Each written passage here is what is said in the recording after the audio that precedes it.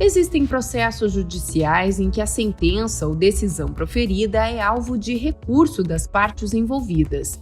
Por vezes, este recurso é considerado procedente e a sentença ou decisão inicial, seja de primeiro ou de segundo grau, é anulada pela instância superior.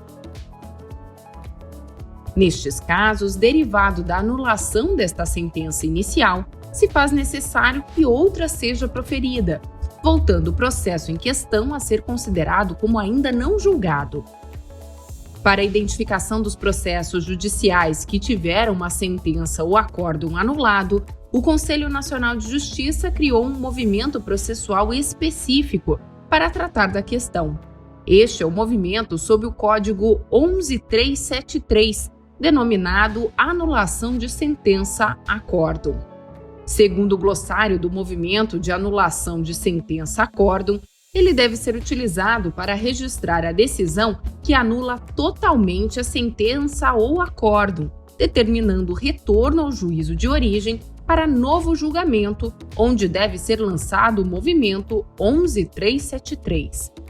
Neste sentido, resta cristalino que um processo de primeiro grau, ao ter sua sentença anulada por instância superior, deve receber tal movimento, passando assim a ser identificado como um processo ainda não julgado. No exemplo em questão, no movimento sequencial 46, o processo recebe o movimento de julgamento. Ocorre que tal julgamento foi alvo de recurso, sendo o mesmo anulado na sequência. Desta forma, como se observa no movimento sequencial 57, se faz necessário o lançamento do movimento 11.373, anulação de sentença-acórdão no processo em que o julgamento, então anulado, havia sido proferido.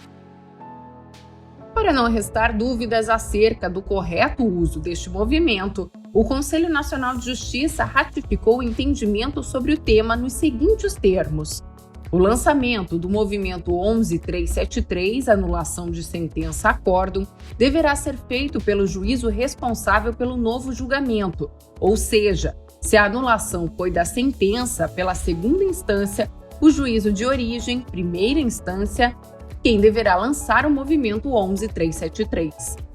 É importante ressaltar que o não uso ou uso incorreto deste movimento gera distorções nos indicadores de produtividade, acervo e desempenho das unidades judiciais.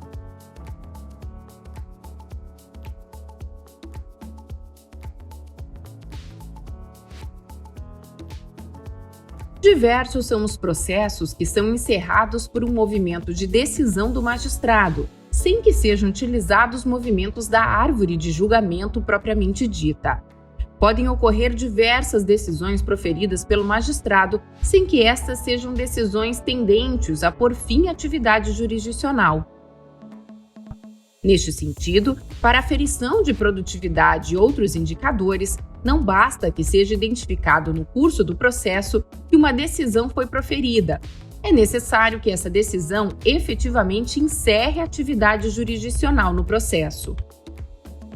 Para identificar o encerramento desta atividade jurisdicional, o CNJ criou o movimento 14.702, incidente ou cautelar, procedimento resolvido, que está inserido dentro da árvore de decisão da tabela de movimentos do CNJ.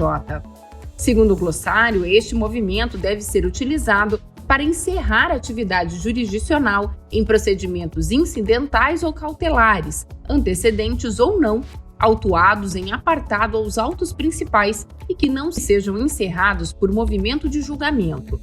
Note que após a inserção deste movimento, o processo poderá ser baixado ou arquivado definitivamente.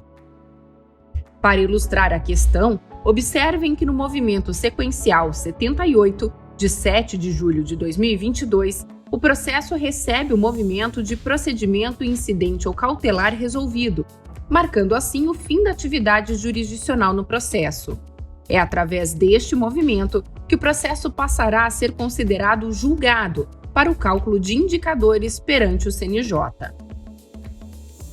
Neste outro exemplo, vemos o lançamento do movimento de incidente ou cautelar, procedimento resolvido, em 15 de junho de 2022, data em que o processo passa a ser considerado como julgado. Note que, com o lançamento deste movimento, o processo continua seu fluxo até o lançamento do movimento de arquivamento definitivo. A utilização deste movimento é de extrema importância para os processos que não são resolvidos com movimentos da árvore de julgamento. A não utilização do movimento 14702 fatalmente irá subdimensionar a produtividade das unidades judiciais, bem como irá superestimar o acervo processual, dado que, sem o lançamento deste movimento, não será possível identificar os processos como julgados.